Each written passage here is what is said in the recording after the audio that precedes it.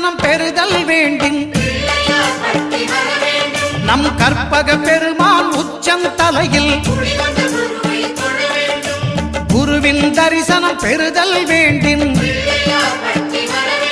நம் கற்பக பெருமான் உச்சந்தலையில் ஆலமர் செல்வன் அவனது பார்வை தடைகளை நீக்கி வளம் பெருக்கும் நம் கணபதி சிரத்தை காண்கிற மங்கையர் மாங்கல்ய பலமே திடமாகும்